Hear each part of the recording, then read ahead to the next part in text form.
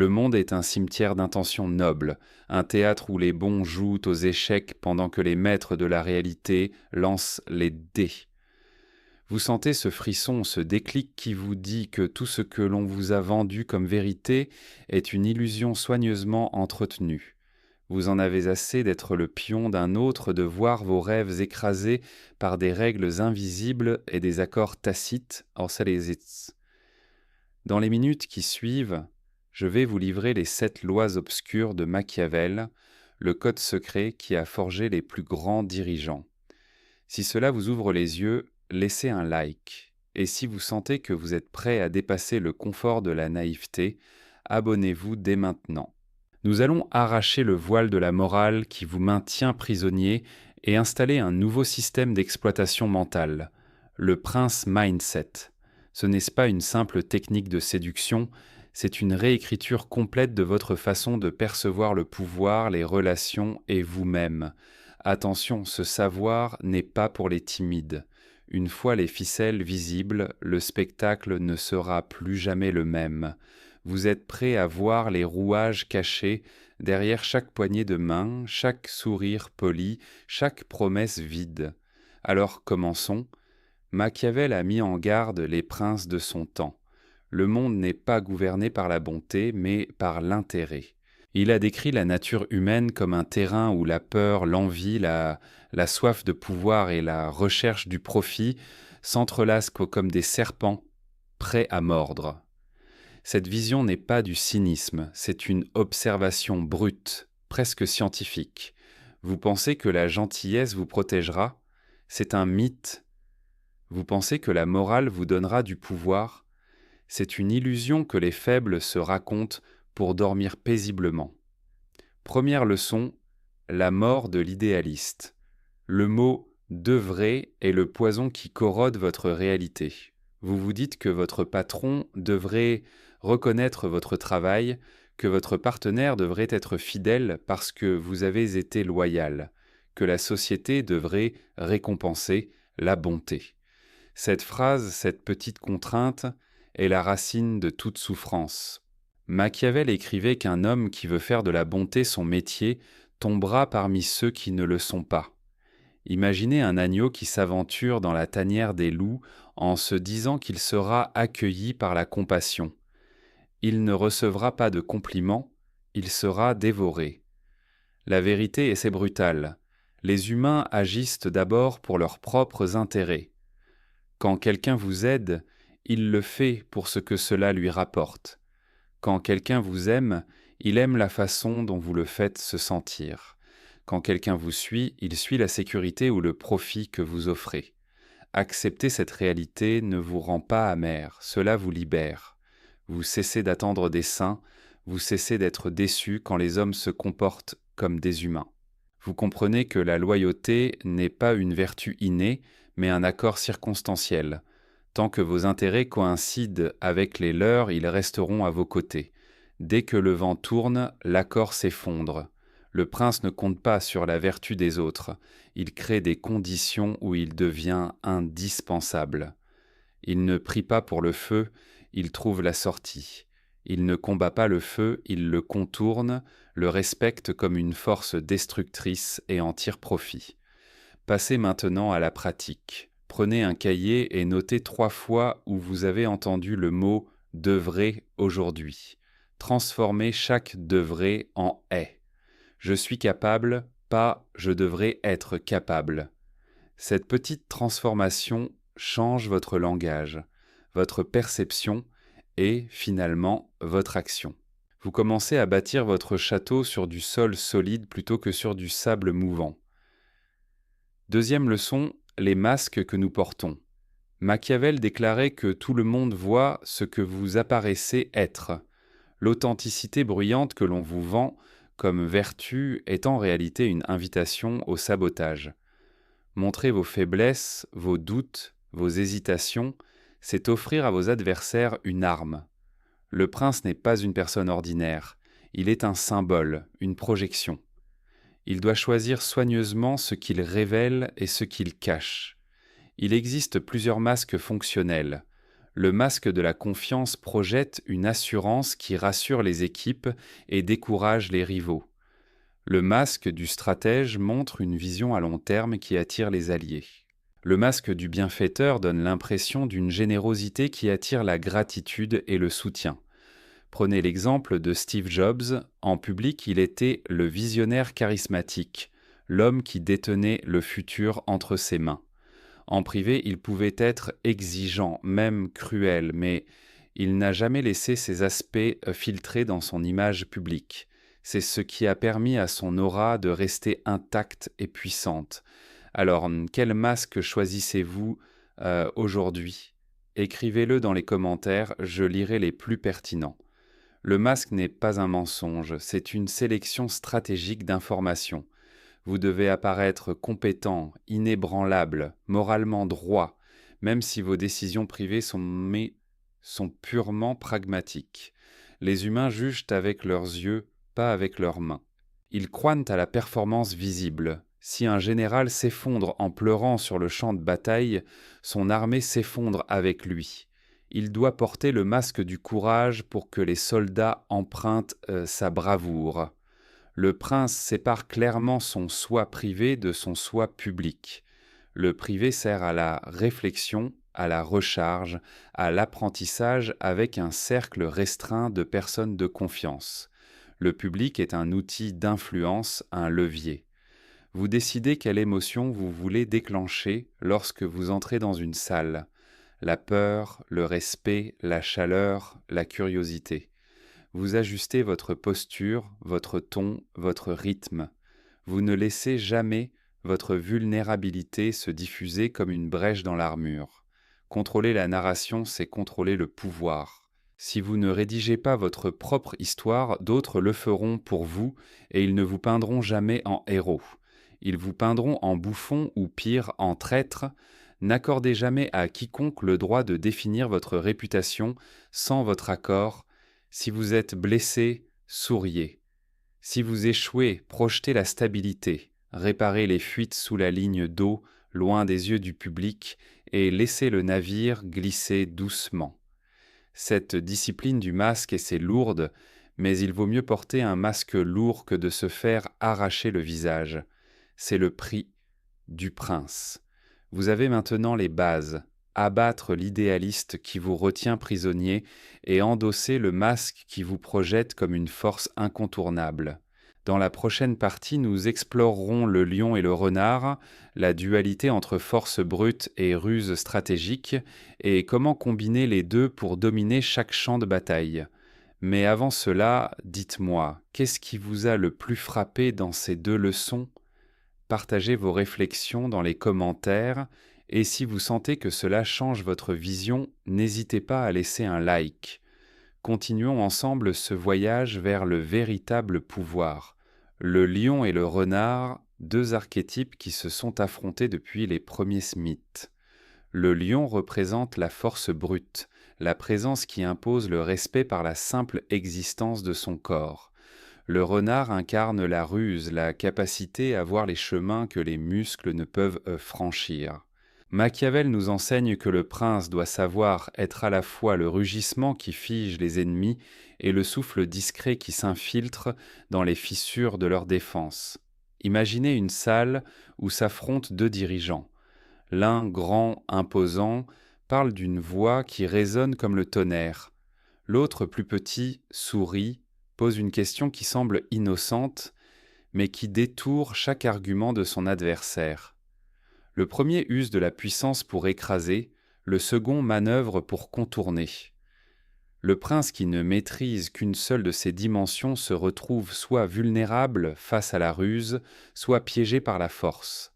Alors, comment fusionner ces deux forces en une seule stratégie?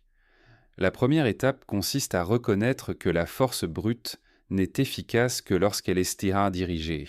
Un muscle sans intention est un poids inutile. De même, la ruse sans présence physique se dissout comme de la brume au soleil. Vous devez d'abord identifier le moment où la présence physique fera chanceler l'adversaire, puis, dès que l'effet est déclenché, glissez dans l'ombre pour consolider votre avantage. Prenons un exemple concret. Un dirigeant d'entreprise qui veut imposer une nouvelle politique. S'il se contente d'envoyer un mémo, il ne crée aucune friction. S'il convoque une réunion, s'y tient debout, les bras ouverts, imposant son regard, il crée une onde de choc qui oblige chaque participant à écouter. Mais dès que le message est entendu, il ne doit pas s'arrêter là. Il doit ensuite, discrètement, créer des alliances, semer des doutes chez les opposants, faire circuler des informations qui renforcent son autorité sans qu'on ne voie le mécanisme. C'est le lion qui rugit, suivi du renard qui glisse. Cette combinaison requiert un entraînement mental. Chaque fois que vous sentez l'envie de réagir avec colère ou avec douceur, interrogez-vous sur l'objectif ultime. Vous cherchez à dominer, à persuader, à protéger. Si l'objectif est de dominer, choisissez l'approche du lion, mais gardez toujours le renard en réserve. Si l'objectif est de persuader, commencez par la ruse, puis, quand le terrain est favorable, déployez la puissance pour sceller le résultat. Exercez ce principe dès aujourd'hui. Identifiez une situation où vous avez été soit trop brutal, soit trop subtil. Notez ce qui a manqué, puis imaginez une réponse qui allie les deux. Partagez votre scénario dans les commentaires. J'aimerais voir comment vous avez réussi à équilibrer le rugissement et le souffle. Passons maintenant à la 4e leçon, l'alchimie émotionnelle. Les émotions sont les leviers invisibles qui font tourner la roue du pouvoir. Un prince qui ne sait pas maîtriser ses propres émotions devient une cible facile pour ceux qui savent les exploiter. Machiavel observait que les hommes jugent avec leurs yeux, pas avec leurs mains. Ils croient à la performance visible. Si un général s'effondre en pleurant sur le champ de bataille, son armée s'effondre avec lui. Il doit donc porter le masque du courage pour que les soldats empruntent sa bravoure. L'alchimie émotionnelle consiste à transformer la peur en énergie, la colère en détermination, la tristesse en compassion stratégique. Cela ne signifie pas réprimer les sentiments, mais les canaliser. Prenez la peur. Elle signale un danger, mais si vous la laissez vous paralyser, vous perdez l'opportunité d'agir.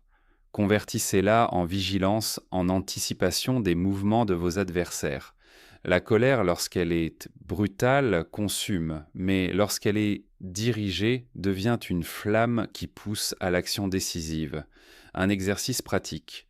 Chaque fois que vous ressentez une émotion forte, notez-la immédiatement, puis décidez quel rôle elle peut jouer dans votre stratégie. Vous avez peur de parler en public ?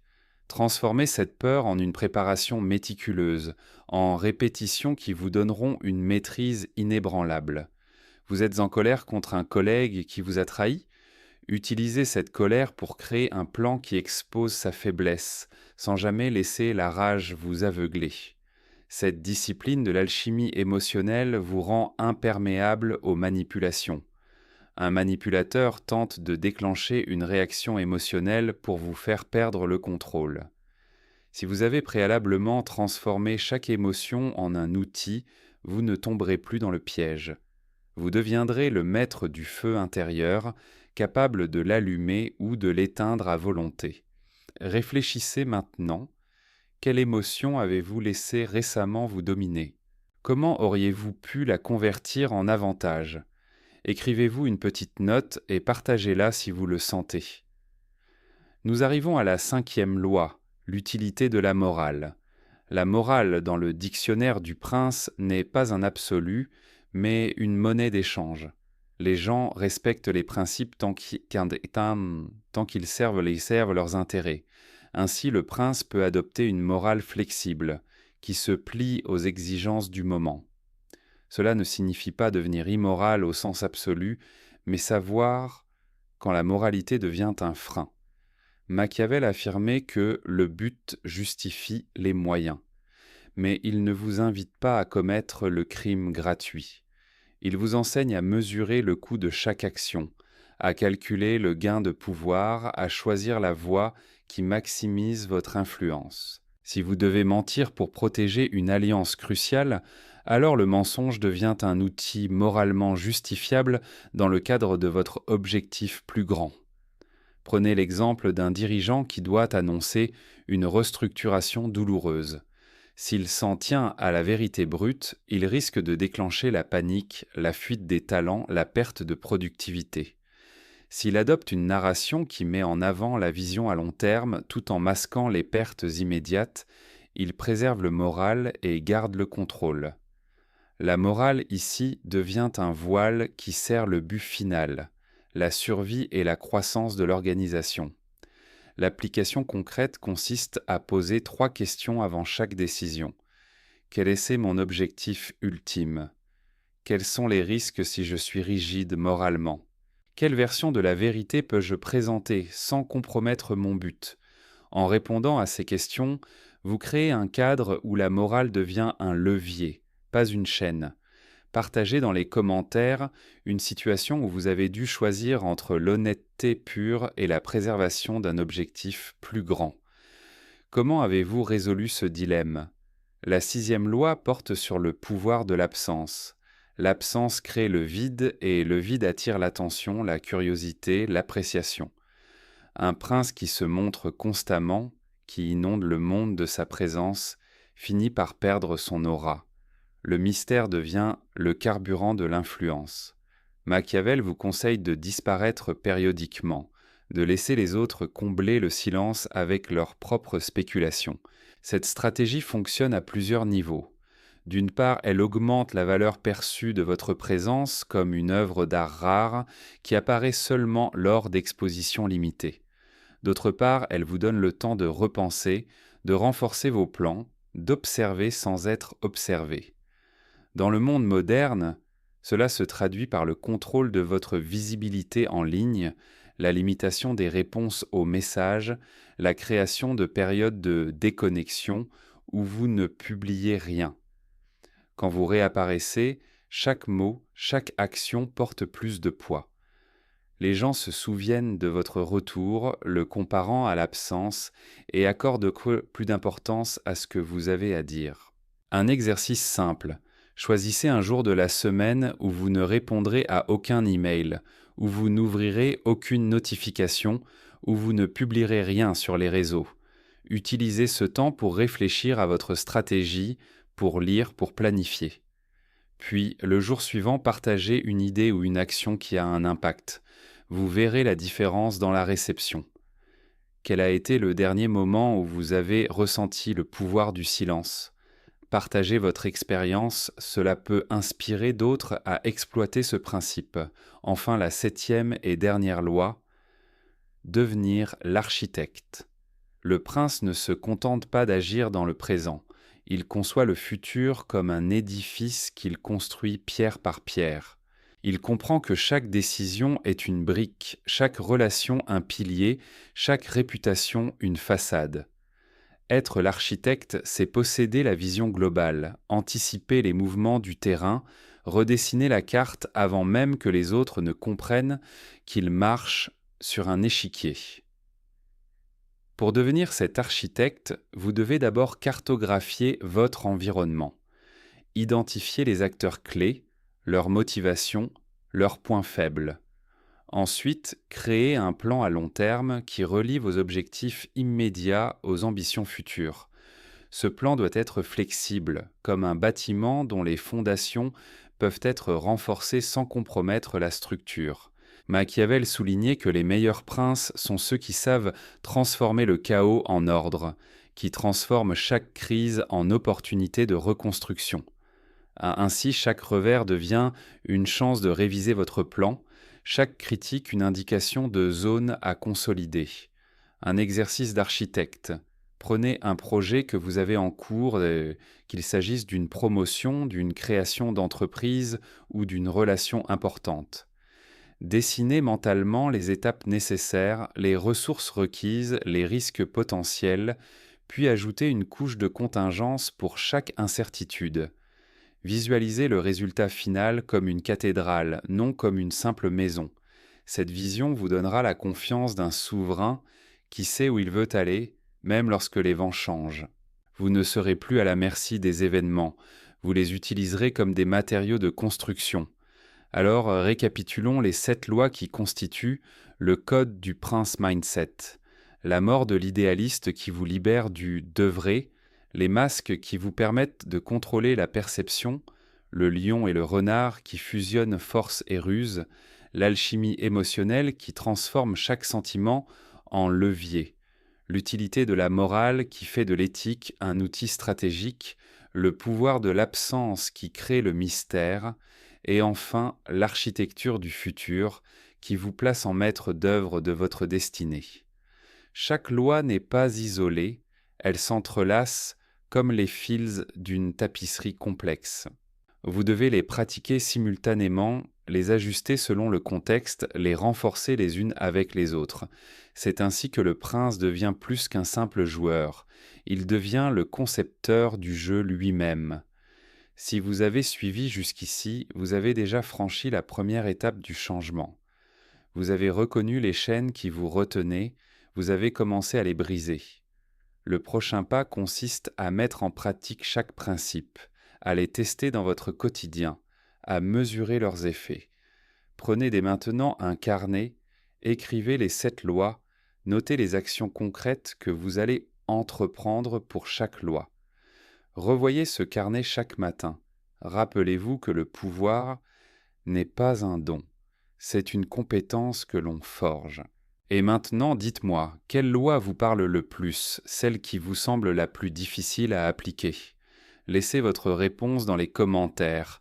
Je lirai chaque contribution et je reviendrai avec des conseils personnalisés. Si ce voyage vous a ouvert les yeux, si vous sentez que votre perception du monde change, montrez-le en laissant un pouce vers le haut. Ce petit geste indique que vous êtes prêt à aller plus loin, à approfondir les stratégies qui vous feront passer de pion à maître du jeu. N'oubliez pas de vous abonner et d'activer la cloche pour ne pas manquer les prochains épisodes où nous décortiquerons chaque technique avancée, où nous explorerons les jeux de pouvoir dans les sphères politiques, économiques et personnelles. Votre évolution ne doit pas s'arrêter ici. Chaque vidéo est une pierre supplémentaire dans l'édifice de votre maîtrise. Rappelez-vous, le Prince Mindset n'est pas une mode, c'est une transformation durable. Vous ne reviendrez jamais à la naïveté d'autrefois, car vous avez vu les ficelles qui tirent les marionnettes. Utilisez ce savoir avec discernement, avec responsabilité. Le vrai pouvoir n'est pas de dominer les autres, mais de maîtriser le jeu qui vous entoure. Alors, êtes-vous prêt à endosser le manteau du prince, à porter le poids de la stratégie, à façonner votre réalité? Le choix vous appartient. Continuez à avancer, à observer, à agir. Le monde attend votre prochaine manœuvre. Chaque loi que nous avons décortiquée représente un levier que vous pouvez actionner dès cet instant. La première, la mort de l'idéaliste, vous libère du carcan du devrait. La seconde, le masque, vous offre la capacité de contrôler ce que les autres perçoivent. La troisième, le lion et le renard, vous rappelle que la force brute doit être tempérée par la ruse. La quatrième, l'alchimie émotionnelle, vous enseigne à transformer la peur en énergie productive. La cinquième, l'utilité de la morale, vous montre comment la vertu peut devenir un outil de légitimité lorsqu'elle est menée et maniée avec précision. La sixième, le pouvoir de l'absence, vous indique que le vide crée le désir et la crainte. Enfin, la septième, devenir l'architecte, vous pousse à concevoir votre propre monde plutôt que de subir celui des autres.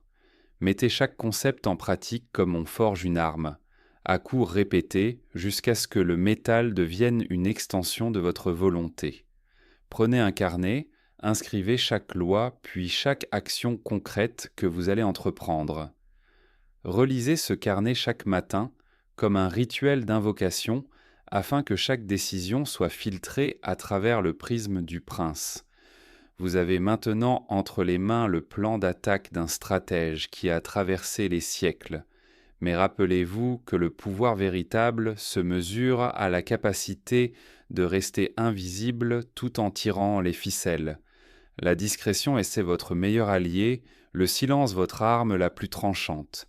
Ne laissez jamais votre ambition éclater de façon ostentatoire, sinon vous deviendrez la cible de ceux qui redoutent votre ascension. Si à ce moment précis une idée surgit, si une loi vous parle plus que les autres, partagez-la dans les commentaires. Dites-nous comment vous comptez l'appliquer, quels obstacles vous anticipez, quelle victoire vous avez déjà goûtée. Vos retours nourrissent cette communauté de futurs princes et chaque échange renforce le réseau qui vous protégera des manipulations extérieures. Si ce voyage a éveillé une partie de vous que vous gardiez enfouie, manifestez-le d'un simple pouce vers le haut. Ce geste, aussi discret soit-il, signale que vous êtes prêt à aller plus loin, à explorer les stratégies avancées qui feront de vous non seulement un survivant, mais un véritable maître du jeu. Et si vous sentez que le chemin que nous traçons ensemble mérite d'être suivi régulièrement, abonnez-vous et activez la cloche afin que chaque nouvelle leçon arrive au moment où vous avez besoin d'un coup de pouce décisif. Le Prince Mindset n'est pas une simple théorie, c'est une façon de vivre, un code d'honneur pour ceux qui refusent d'être de simples pions. Vous avez désormais la clé. À vous de choisir la porte que vous ouvrirez. Marchez dans l'ombre ou régnez dans la lumière que vous avez allumée. Le futur vous attend et il ne pardonne pas l'indécision. Prenez votre place, écrivez votre histoire, et que chaque mouvement que vous faites soit calculé, impitoyable et surtout vôtre.